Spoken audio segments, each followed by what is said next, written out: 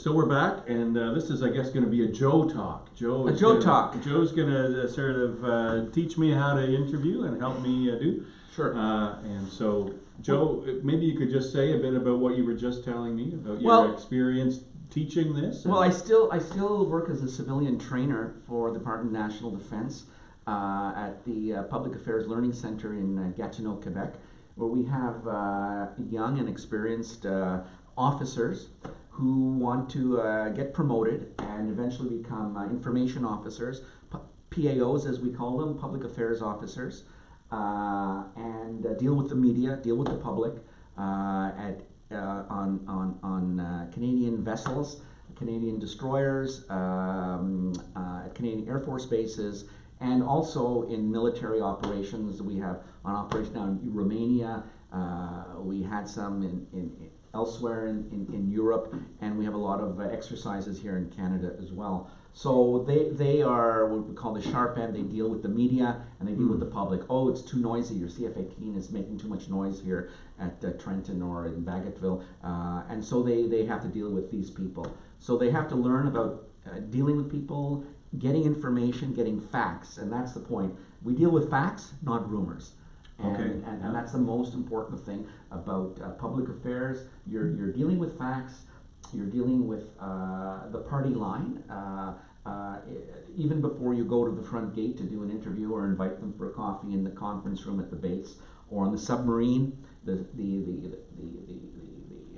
galley, or wherever you're going to do an interview, or out in the field, you want to first establish a good rapport, but you also want to do some homework. You want to find, who's this guy Joe Singerman? Who's Reverend Tim Weed? Yeah. Where's he from? Where are you from? I'm from Toronto. Yeah, grew up, born and bred. And when did you come to Canada or Quebec? That's the rest of Canada. We about 15 years ago we came to Knowlton. Fantastic. Yeah. How's your experience so far? You know, by and large, it's been incredible. It's been, really high highs, meeting amazing people, as you said. I'm just a Knowltoner. Yeah. I don't know if we're Knowltoners. You've been here 13 years. 30 years. I've been here 15 years, but there are some folks who say we're still youngsters. That's right.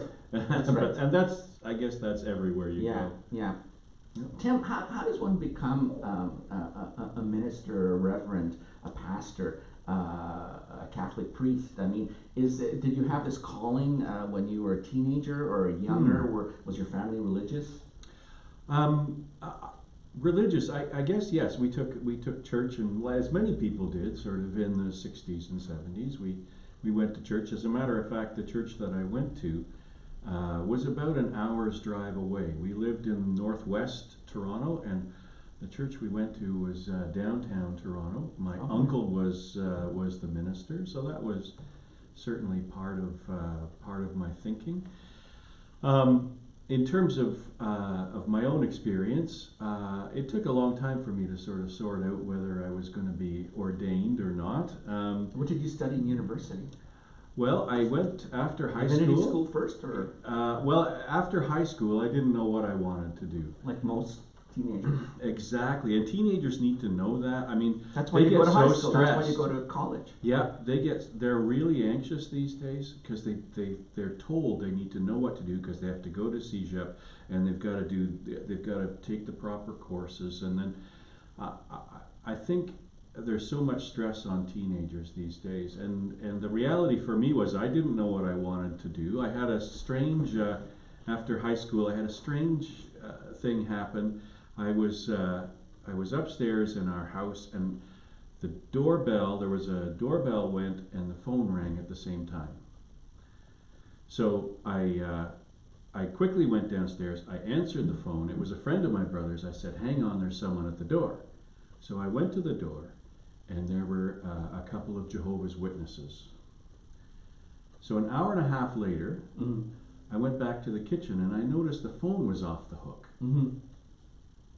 Well, that's strange. Why would the phone be off the hook? And I picked it up, and it was still on the other end of the line, this friend of my brother's waiting to talk to him.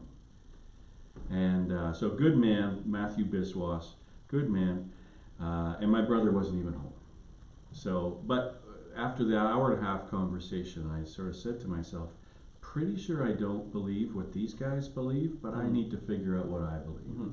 So this wasn't the epiphany, but it was the beginning. It was the beginning. It was, I'm trying to figure this stuff out. So I went to Bible college. And funny thing about that was I read a pamphlet about it. I applied. The first day I ever saw the place was my first day of classes. Wow. So I just sort of showed up. My dad and I drove there. I moved into residence. Went and I had a good time first year. Second year, I was asking just too many questions for a pretty straight-laced Bible college. I wasn't that happy. So the next year I went to York University in Toronto. That's cool. And I did history and psychology.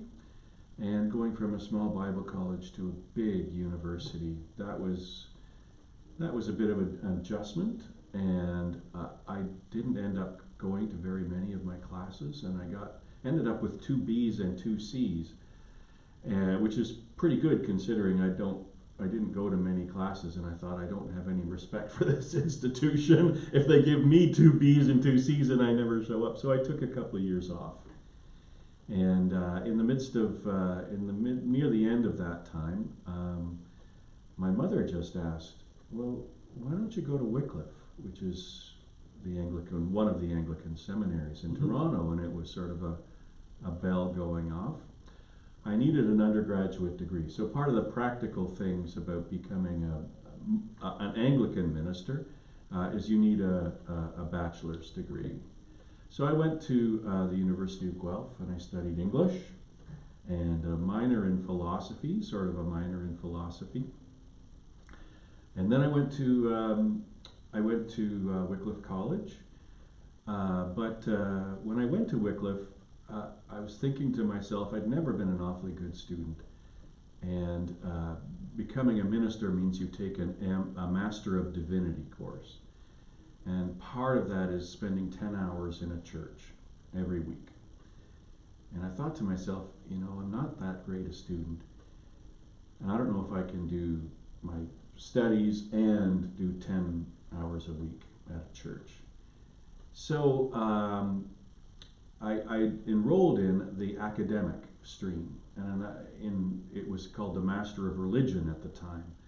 And what that meant was that by the end of my master's time, I needed to write a thesis rather than doing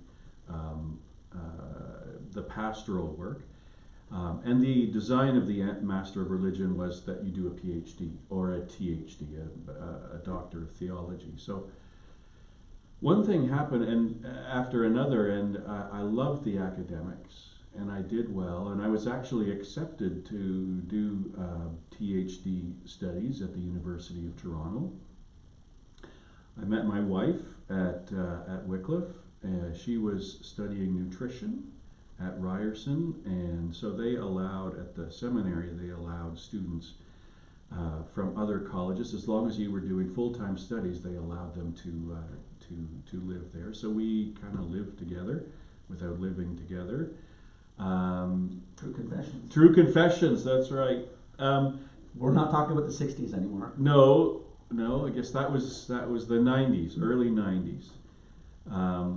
So we got married, and I was really involved in school. I loved doing the kind of, I was the student council president, and we accomplished a lot of things, and I enjoyed doing that. But I was still in the academic stream. And so I was, as I said, I was accepted and ready to go. I had my doctoral committee all set of fabulous people. But at the same time, I was married, and we were living in an apartment, and I needed to put bread on the table. So I worked at a cemetery just to pay the bills, and I would get up at 5 o'clock in the morning and take the bus about an hour and a half and get to the cemetery, work all day at a pretty tough job, and then get back and see my wife and try to work on my thesis. And I tried to do that for a couple of years, and it didn't really work. And so in terms of sort of epiphanies, my epiphany moment, and I can tell you right where I was I was having a hard time with my thesis, And it was tough going back and forth. It was tough being newly married and sorting all of that stuff out. And I remember I'd worked at this cemetery for 6 years in the summers, and the worst job was string trimming around all of the markers. There were about 10,000 markers, and in the midst of the hottest day, you would have to wear long pants, and you would be string trimming around these markers, and the stones would be like smacking at your legs, and it was the worst job. And usually that was the job they gave to the kids who were just starting. Entry. That was like crap job that you got. But they sent me out on this, and I was like, I was just felt like at my lowest point. And just this question came to me. He said, well, why did you go to Wycliffe in the first place? And originally it was ordination. And to me it felt like, one of those moments where the sky opens and, the bright... Was this the road to Damascus for you? Somewhat. So at the same time, my thesis supervisor, who was an amazing man, he was brilliant and kind and humble, just the ultimate Christian man. He announced that he was moving from Toronto to Oxford, and he was going to be the head of divinity at Oxford. So in what had taken me 3 years, I finished my thesis in 3 months. What was the title? The title was The Relationship Between Divine and Human Action and the Development of Karl Barth's Doctrine of Baptism. Interesting. Yeah, Karl Barth was a really influential theologian. In fact, we're still kind of coming to grips with a lot of what he had to say. And my thesis supervisor was a Barth scholar. Wow. And so one thing led to another, and I was able to complete my thesis. I graduated. I had to do a 3-month internship, and that was actually with the woman who is now the Primate of Canada, so Linda Nichols. And she was at Holy Trinity in Thornhill in Toronto. And then I spent 3 months at St. Michael's Hospital. Oh, wow. Doing what's called clinical pastoral education. And that was a real eye-opener. That was one of the, I think this my second week there. A woman was pushed onto the subway tracks and was killed, and so this was at the end of the day, and the chaplain in charge said, "Oh, you're here on overnights? Okay, you're taking this." So that was hard. After that, Sarah and I moved to a 3-point parish, so I was in charge of 3 churches just outside of Barrie, Ontario. Muskokas. Yeah, beautiful. It was not quite that far, just on the outskirts. Yeah. But having 3 churches was hard. 3 different services on Sundays. 3 different services, 3 different kind of mindsets. One of the churches was basically a suburb of Barrie. So it was urban? Somewhat, yeah. The other was rural. The 2 others were quite rural. And at the time, Barrie was the fastest growing community in Canada. And so I drove to the interview through farm fields. And by the time I left, there were 10,000 homes. My goodness. So it was just a huge shift going on. And the parish where I was a pretty difficult place. The previous minister had burnt out. The one prior to her had been kicked out, and there'd been a series of difficult leadership things. And I kind of walked in there and said, "We know this isn't going to work. That we're in the fastest community, so we got to figure out how we sort this out." So eventually, we put 2 of the churches together and said, sink or swim. We got some help from the diocese. And then the third one, there was a student minister at a larger church in Barrie, and they kind of shared her. So usually when you're ordained, you have a curacy, which means you work with a seasoned pastor. You spend 2 years doing that. I didn't have that. They threw me in just... That's baptism by fire. It was absolutely baptism by fire. So after about 6 years, we made that transition, and I just knew I was done.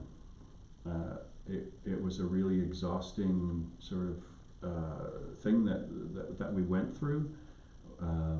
It was difficult. People were going through huge changes. Their community was changing. They didn't want their church to change, but there was no way we couldn't change, but we had to. So that was exhausting, and I was ready to move on. And my wife is from Montreal, and her parents often rented cottages on Memphremagog, and so we would kind of spend summers here. Yeah, or a couple of weeks anyway. And when we did, we would come to St. Paul's. And this particular year, we came to St. Paul's, and we'd been looking around and not found anything we were interested in. And Sarah and I just said, "That's a nice place, it had kind of interesting things going on." And then next week, Ralph Levitt, who was the minister at the time, he announced he was leaving. So that was interesting. I wasn't really it was so far out of my thought that we would ever come to Quebec that I was interested, I was intrigued, I made some inquiries, but I thought it's such a beautiful place, such a great church, it's going to be snapped up like that. And so I kind of put it on the back burner. I didn't think about it too much, but it was just there. And so about March, I guess around this time, I said to Sarah, I need to apply. If nothing else, just to get it off, just to get it out of my mind. And if I get an interview, that's great. And if it's just a good interview experience, that's fine. I'm totally open to whatever happens. So the day that my second daughter was born, I got a call from the head of the search committee, Joan McKinnon. I know Joan. Joan is a wonderful lady. So 10 days later, Sarah's parents were in from Montreal. They were helping Sarah with the new baby, and Ellen, our oldest, was about 2 years old at the time. So they were starting. So I drove back with them and came out and had a day-long interview with the search committee. They showed me around, and one of the things after my experience at the previous parish was, I really need these people to know who I am and what I'm about. That was crucial for me. I didn't want, sometimes you put on your best face in an interview, and I wanted to be absolutely honest with them. Play drums for them? I wasn't playing drums with them at the time, no. But I said, I want you to know that I'm really interested in outreach, and I'm really interested in being in the community. That's just an important part for me. The usual way of doing church, in my mind, it doesn't work very well. We need to be a church. Isn't it? Pastoral. It's my sense is what we usually, the mission statement of most churches is, we take care of our own. And if you come into our church and become a part and be like us, then we'll take care of you. And I think, from my own perspective, I think the church is supposed to be about more than that. I think that well, without getting into the Bible and Jesus. I have to do that. That's kind of an occupation. But yeah. In the context of this interview, it's not Bible study. Right. But minister to the Pharisees. Right. And they were outcasts, weren't they? Well, yeah, some of the people that Jesus hung around with were not Pharisees. No. They were But he went beyond that. exactly right. Yeah. You said when you were younger that you worked hard in hot weather under difficult conditions in the cemetery. How many people have you buried? Oh gosh. I have no idea. And when you are administering the services Yeah. at the graveside, do you ever think back when you were on those hot days Yes. doing the Yeah. trimming, Absolutely. and then there's a connection somehow? There's a huge connection, and so one of the things that I would watch funerals. I would have to watch from afar. We would when the funerals course. came, we would have to sort of Of course. hide. And one of the things that I noticed was when the graveside service was over, the minister was the first to go. They hopped in the limousine, whatever. They were usually came in a special car, and they were gone. And my learning from that is I will always be the last person there. Interesting. And I just say to folks, I'm always gonna you need to do whatever you need to do to say goodbye, but Yeah. don't wait for me. Yeah. You know, and there are lots of different things people can Yeah. do, and I try to help them with Yeah. that. But I say one of the hardest things to do is to walk from the graveside to the car, and you need to take whatever time you do, but don't wait for me, because I'm going to be here after you're gone, Yeah. and I'm going to make sure Very everything's interesting. When I buried my mother and father, myself, my sister, and my brother-in-law, and my niece, we were the last to leave. We were Mm. still taking shovelfuls and Yeah. making sure the coffin was covered, Yeah. and had our last moments by ourselves. But that's very true. The person doing the graveside ceremony, he was one of the first to leave. Yeah, I just said that's not going to be me. And you know what? I mean, clergy are busy and they got lots of things to do. I get that, but for me, that was a learning from my time way back. Let's talk about Knowlton, and I'm just going to ask you 2 or 3 last Yeah. questions, Tim.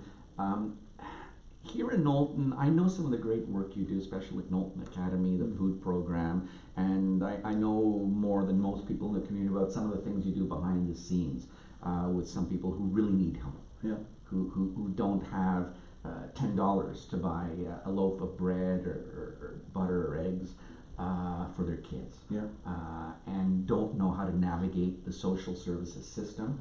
Yeah. Sometimes they don't have a fixed address, so they can't get a welfare check because they don't have an address.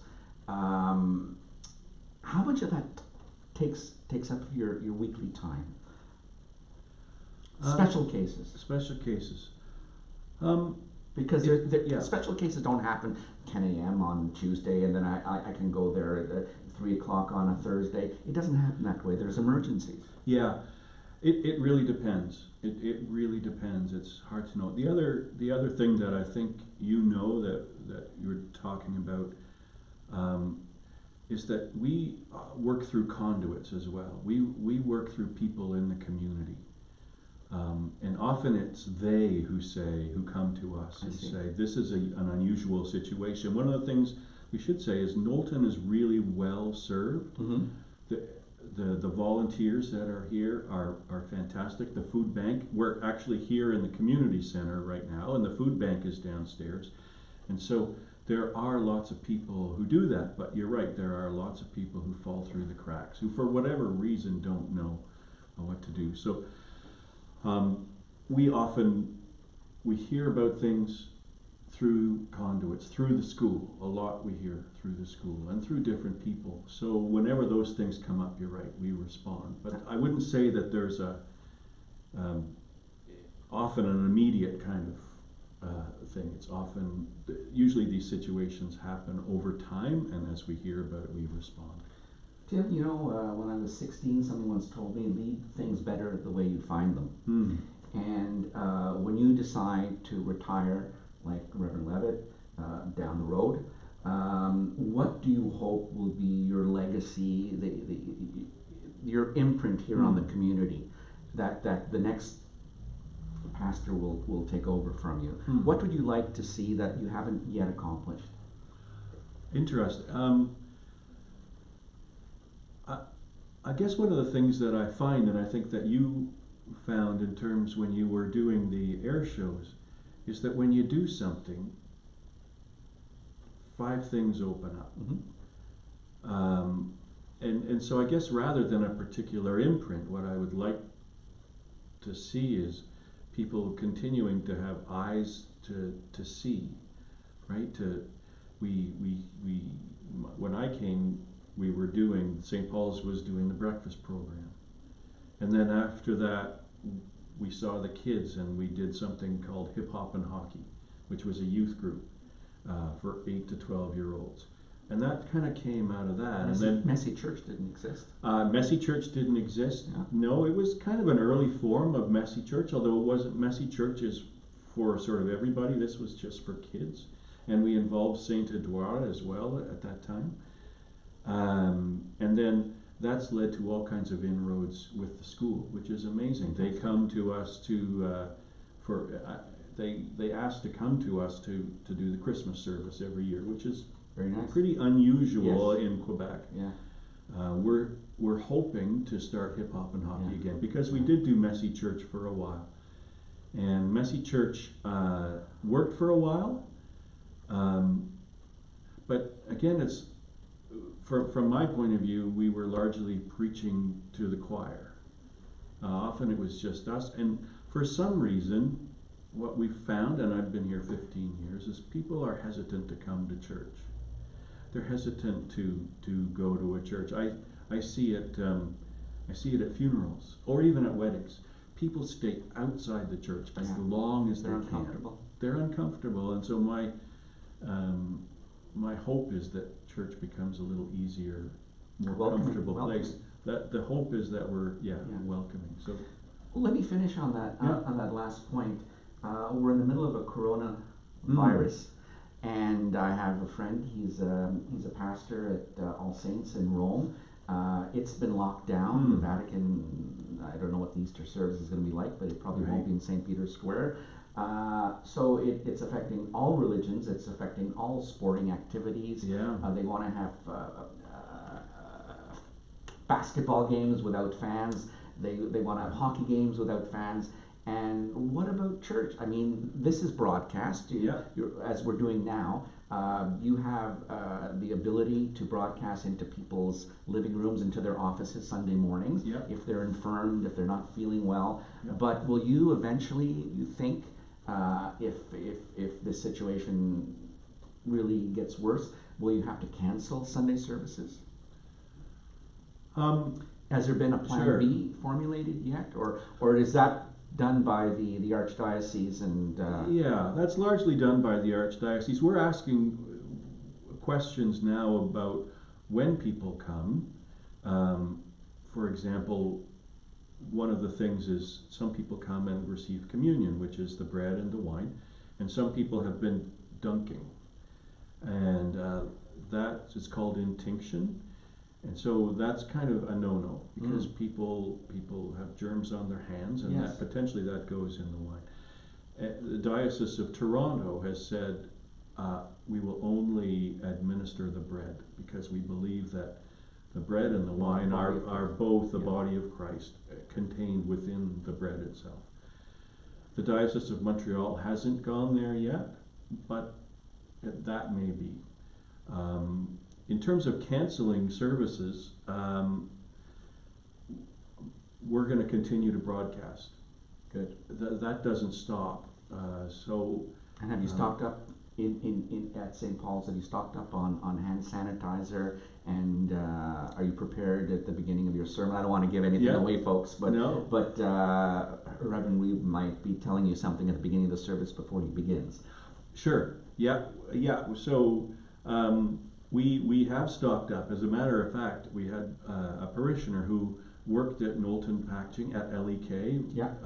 That's gone through so many different names. LEK, right. I think they are now. Yeah. But she works there, or worked there, and this was a couple of months ago, before any of this. Wow. She brought us probably 24 things of hand sanitizer, And so yes, we make sure people kind of know Good. when they come in to wash their hands. And I, as the person who will administer the bread, I will always be Definitely. making sure that, you know, that I do that. Been a pleasure talking with you and learning more about you and your Oh. history, and I hope I've shared my past, and it's helped to let people in the community know more about myself, yourself. Yeah. But I think you're more important than me in this community. We all have a part to play. That's right. And That's right. everybody plays a little part, and that's part of the Tim Talks, is to let people know about who the people are in the community. At least this is the way it's progressed. Who the people are in the community. If they see you around, they know you're Joe Sure. Singerman, and they can say, "Oh, I saw you when you were in Nicaragua, right?" That's correct. That's and correct. so you know, oh, That's tell me correct. about being in Nicaragua, or but you're also involved in the literary festival, and Yeah. you're also involved in The air show. the air shows, and so. Yeah. You know, people need to be aware of these kind of people who are It's in the fun. community. It's fun. Thank you very much. Thank And you. We'll Here. touch our arms. There we are. Good. Thanks, Joe. That was great. Excellent. Yeah. That was fun. My only